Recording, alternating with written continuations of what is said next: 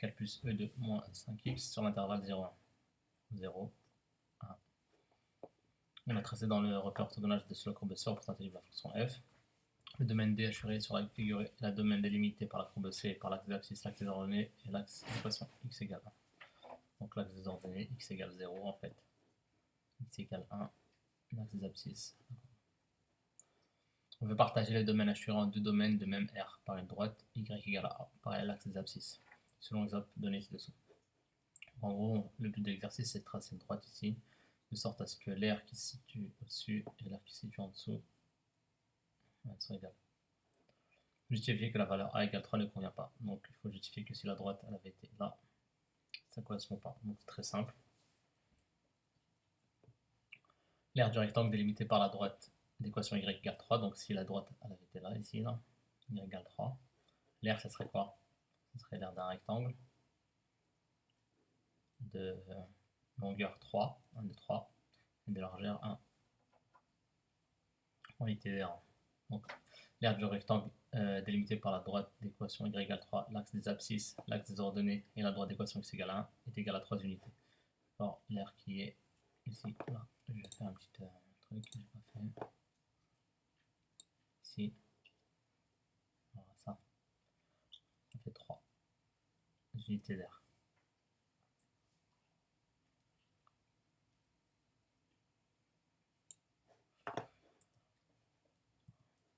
Donc, 3 unités d'air. Maintenant, on va calculer l'air assuré en entier.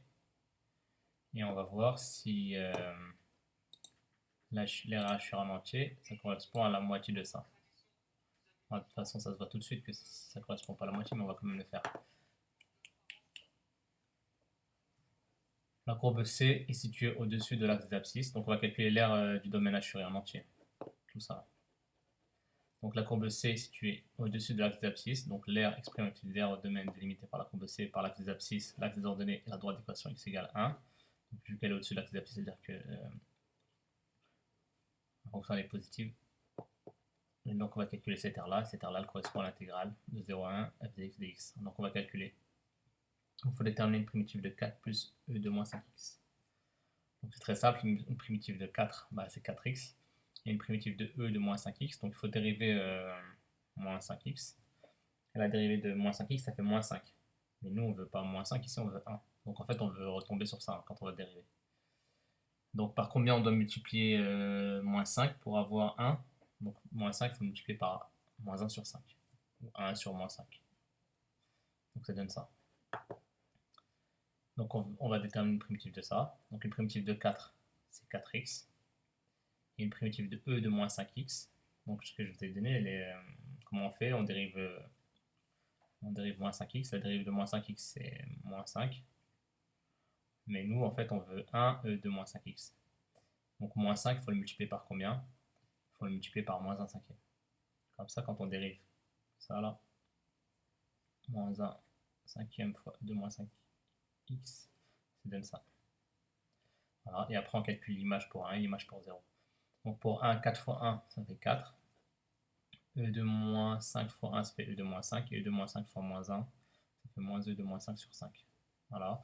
Après pour 0, on va calculer l'image de 0 ici. 4 fois 0, ça fait 0. E de moins 5 fois 0, moins 5 fois 0, ça fait E de 0. Et E de 0, ça fait 1. Donc 1 fois moins 1 cinquième, ça fait moins 1 cinquième. Voilà, donc après, donc ça fait plus 1 cinquième. 4, il faut le mettre sur 5. Donc 4 fois 5, 20. Donc ça fait 20 sur 5. Donc ça fait 20 plus 1 cinquième, ça fait 21 sur 5. Donc 21 sur 5 moins E de moins 5 sur 5. Voilà, donc ça donne ça comme résultat.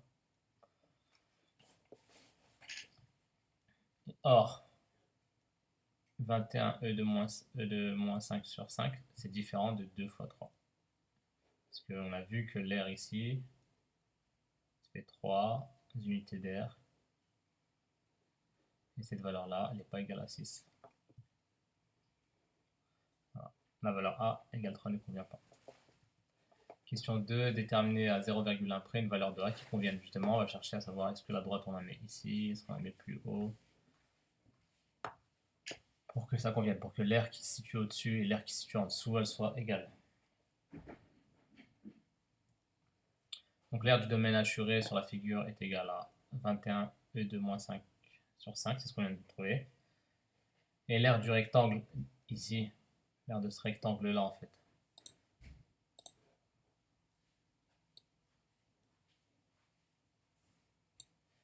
Donc l'aire du rectangle délimité par la droite y égale A, cette droite-là. L'axe des abscisses en dessous. L'axe des ordonnées là, et la droite x égale 1 est égal à A unité d'aire. Pourquoi? Parce que la longueur ici c'est A. Ici c'est A la longueur. Et là, la largeur c'est 1. Donc A fois 1, ça fait A. Donc ça veut dire que l'aire de la figure en bleu là, et l'aire de toute la partie assurée ici. Donc l'aire de la partie bleue que je viens d'enlever c'est A. Et l'aire de la partie assurée c'est 21 moins E de moins 5 sur 5. Et la partie assurée, elle doit correspondre au double de la partie qui est en bleu, que je viens d'enlever. Donc ça veut dire que 2 fois cette valeur-là, ça doit donner cette valeur-là. Donc on résout de A égale à 21 E de moins 5 sur 5. Donc là, il faut enlever le 2, donc il faut diviser par 2 à gauche et à droite. Or, diviser par 2, c'est multiplié par l'inverse, et l'inverse de 2, c'est 1,5. Donc ça donne ça. Et donc après, quand on multiplie les numérateurs entre eux. Ça donne 21 moins 2 moins 5, et 5 fois 2, 10. À la calculatrice, on tape, ça fait 2,1. Voilà, c'est-à-dire que là, on doit être à 2,1. Vous avez vu, c'est donné dans les noms, ça à peu près. Exercice 11 maintenant.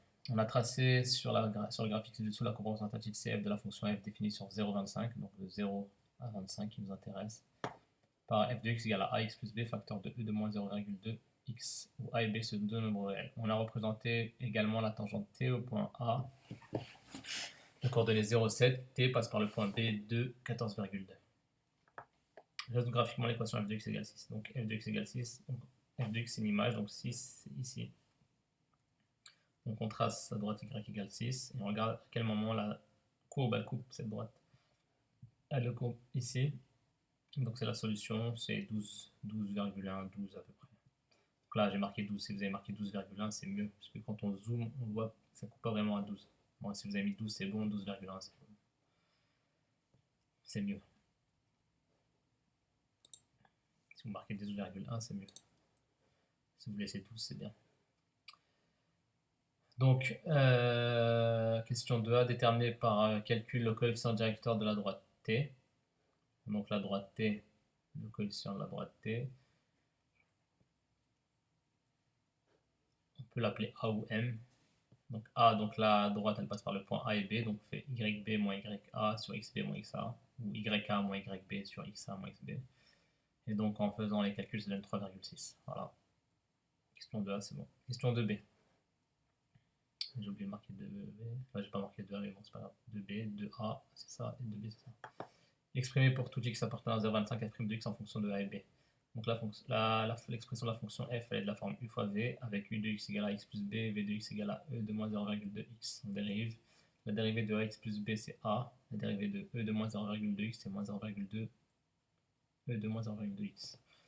Voilà, après on applique le cours, la dérivée de uv c'est u' v plus uv'. Donc ça donne ça. A fois e de moins 0,2 x plus ax plus b facteur de moins 0,2 e de moins 0,2 x. Donc là, je vais aller plus vite que les fois d'avant. Le facteur en commun, on le voit tout de suite ici. Ici, il y a trois facteurs. 1, moins 0,2 et e de moins 0,2. D'accord, là, j'aurais pu mettre une parenthèse et multiplier comme j'ai fait dans les exercices qu'on avait fait avant. Mais maintenant, il faut savoir faire ça rapidement. Donc, e de moins 0,2, c'est le facteur en commun, il est là. Le a, il est là. Et ensuite, moins 0,2, je vais le distribuer. Donc moins 0,2 fois ax, ça fait moins 0,2 ax, et moins 0,2 fois b, ça fait moins 0,2 b. Voilà. On a l'expression de la dérivée en fonction de a et b. On ne peut pas regrouper. Là, j'aurais pu mettre le a ici avant. J'aurais pu marquer moins 0,2 x plus a moins 0,2 b. Mais bon, on va laisser comme ça. Question 3. Donc là, je vous redonne tout ce qu'on avait dans l'énoncé. On avait ça, on a ça, et on avait l'expression de f de x. Montrer que a et b sont solutions du système. Donc on doit trouver les deux équations, en déduire la valeur de a. Donc nous, ce qu'on sait, la tangente T à la courbe CF au point A d'abscisse 0. Donc la tangente T, c'est la tangente au point A d'abscisse 0. Donc là, pour coefficient directeur, on l'a calculé 3,6. On avait trouvé f' de 0 égale à 3,6. Le coefficient directeur de la tangente T, on l'a fait dans la question d'avant, ici, on a trouvé 3,6.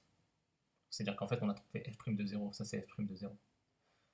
Parce que f' de 0, je vous rappelle que c'est le coefficient directeur de la tangente à la courbe au point d'abscisse 0. Et la tangente au point d'abscisse 0, c'est la tangente T. Donc c'est bien le coefficient directeur. F' de 0, c'est 3,6. Or, f' de x, c'est cette expression-là. Donc, or, f' de 0, c'est égal à a. Donc je reprends l'expression, je remplace les x par 0. Voilà. Moins 0,2a fois 0, ça fait 0. Donc il va me rester a moins 0,2b dans le premier facteur. Et e de moins 0,2 fois 0. Donc ça fait e de 0. Et e de 0, ça fait 1. Donc ça va faire a moins 0,2b fois 1. Donc ça fait 1 moins 0,2b. Voilà. Donc là, vous voyez que f' de 0, c'est 3,6. F' de 0, c'est a moins 0,2b. Donc ces deux valeurs-là sont égales. Donc c'est-à-dire que a moins 0,2b, c'est égal à 3,6. Même chose avec f de x. On avait f de x égale à x plus b, e de moins 0,2x. On sait que les coordonnées du point A vérifient l'équation de la courbe. Pourquoi? Parce que le point A est sur la courbe. C'est-à-dire que f de 0, c'est être égal à 7. L'image de 0 par la fonction f, c'est 7. Parce que le point A, il appartient à la courbe. On reprend l'expression, on remplace x par 0. Donc ça fait a fois 0 plus b, facteur de e de moins 0,2 fois 0. Donc ça se fait 1. A fois 0, ça fait 0. Donc b fois 1, ça fait b. Donc f de 0, c'est b. Et f de 0, c'est 7. Donc c'est-à-dire que b égale à 7. Voilà, on a trouvé les deux équations. Le système il est composé de deux équations. Maintenant, pour trouver la valeur de a, c'est très facile. B, on sait que c'est 7. Donc c'est-à-dire que là, il remplace b par 7. On sait que b égale 7, d'où a moins 0,2 fois 7 égale à 3,6. Donc on résout l'équation très facile niveau collège, a égale 5. D'ailleurs, la preuve, regardez, a c'est 5 et b c'est 7. Dans la partie B, on voit tout de suite. Donc étudier les variations de la fonction f définie sur 0,25 par f de x égale à cette expression-là. C'est ça de refaire f de la forme u fois v, etc., etc. Vous pouvez le faire, mais les parties a et b ne sont pas indépendantes. Donc qu'est-ce qu'on a vu? La dérivée de la fonction f est la fonction f' définie sur l'intervalle 0,25 par f' de x. Donc c'est ce qu'on a trouvé.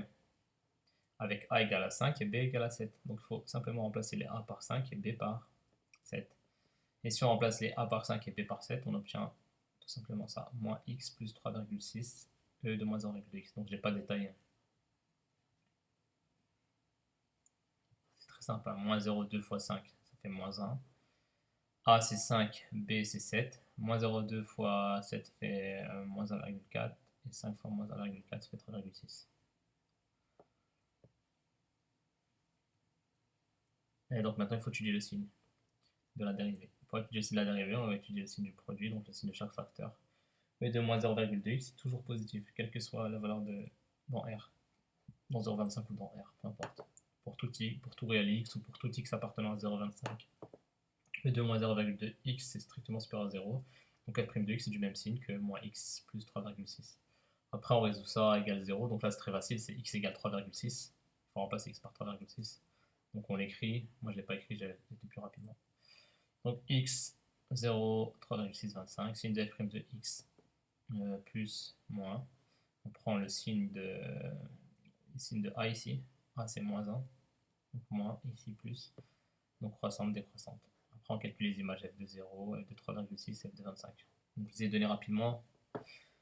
Au moment il faut les détailler. Donc là j'étais un peu rapide dans la correction. Question 2, montrer que f de x égale 6. Admet une solution alpha sur intervalle 0,25. Sur 0,25, il faut montrer que 6 il n'apparaît qu'une seule fois. La preuve ici, on n'a pas 6 parce que regardez, le minimum c'est 7. Donc 6 il sera là. Mais on va d'abord l'expliquer pourquoi il n'est pas ici. Donc sur intervalle 0, 3,6, la fonction f est strictement croissante. Donc elle est strictement croissante et f de 0 c'est égal à 7. Le minimum c'est 7. Par conséquent, pour tout réel x de l'intervalle 0, 3,6, on a f de x qui est supérieur ou égal à 7. D'accord? Toutes les images ici elles sont plus grandes que 7. Donc f de x égale 6 n'a pas de solution sur cet intervalle. Deuxième intervalle, sur intervalle 3,625. Sur intervalle 3,625, la fonction f est dérivable et continue, strictement décroissante. Donc vu qu'elle est dérivable, elle est continue, strictement décroissante. De plus, f de 3,6, ça fait environ 12, c'est ça en fait. Ça fait environ 12, 12,1. Et f de 25, ça donne 132 de moins 5, ça donne 0,89. D'accord. Donc 6, il est bien compris entre 0,89 et 12. Donc d'après le théorème des valeurs intermédiaires, l'équation f de x égale 6, j'ai oublié d'écrire, on peut écrire f de x égale 6, a une unique solution alpha sur 3,6, 25. Et il faut donner les valeurs approchées au dixième de alpha, j'ai oublié de le faire. Bon, vous prenez votre calculatrice, j'ai oublié de le faire, et vous faites. Voilà, si vous ne savez pas, si vous ne trouvez pas, ben, vous me dites, vous m'envoyez un message. Ensuite, question 3, un logiciel de calcul formel donne le résultat suivant. Donc on a la dérivée de cette expression-là qui donne 5x plus 7 e de moins 0,2x. Et là, vous devez avoir en tête que 5x plus 7 e de moins 0,2x, c'est l'expression de f de x. D'accord. Il faut bien avoir ça en tête. C'est-à-dire que quand on dérive cette expression-là, on obtient f de x. Donc si on dérive en expression, on obtient f de x, c'est-à-dire que cette expression-là, c'est une primitive de f de x. Donc exploiter ce résultat pour donner la valeur exacte, puis la valeur arrondie au millième de cette intégrale-là.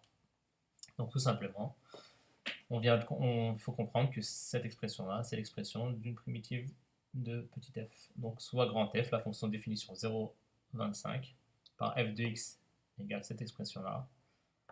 Voilà, pour tout réel x appartenant à 0,25, la dérivée de cette expression-là de grand f, ça donne petit f. Donc grand f est une primitive de la fonction petit f sur intervalle 0,25. Voilà, et si on a une primitive, ben on va pouvoir calculer l'intégrale.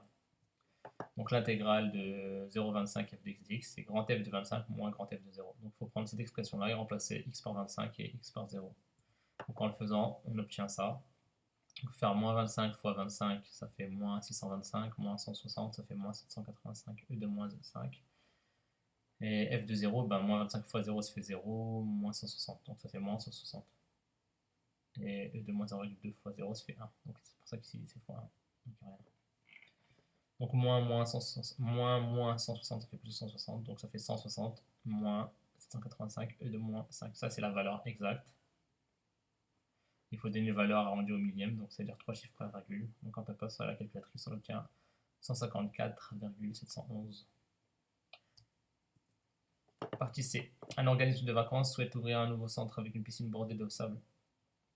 Il dispose d'un espace rectangulaire de 25 mètres de longueur, puis sur 14 mètres de largeur. Donc 25 cm de longueur et 14 cm de largeur. 14 cm.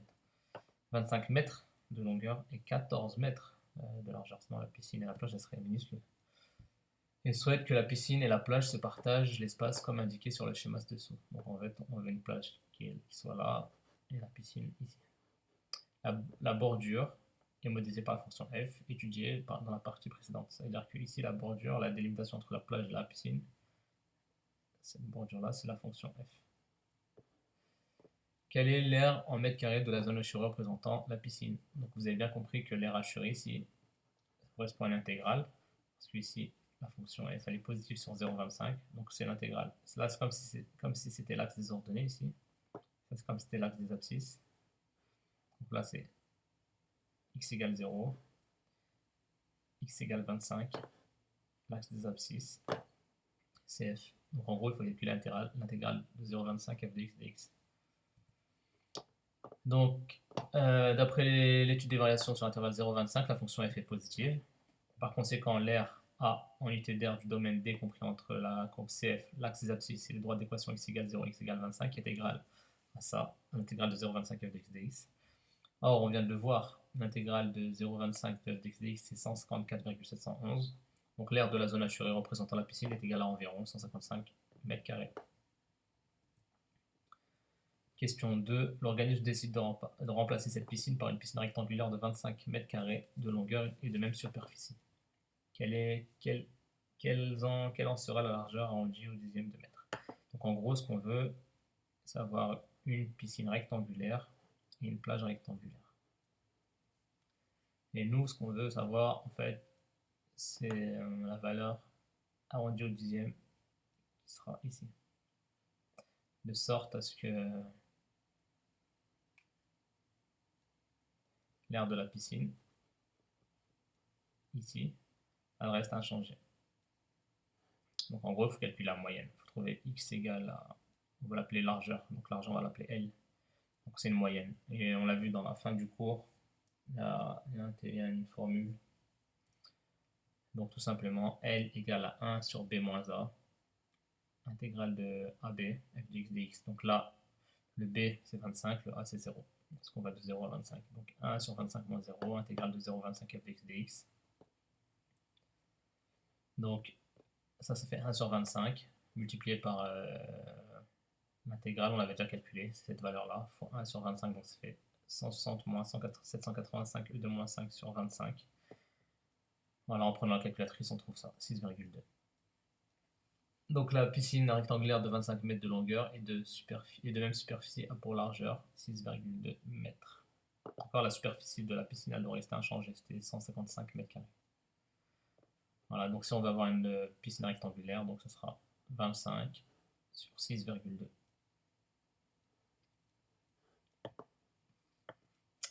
Voilà, fin de l'exercice. Et pour samedi, exercice 2. Et après, la semaine prochaine, on commencera un nouveau chapitre. Non, c'est pas exercice 2, c'est l'exercice 5 qu'on n'a pas fait.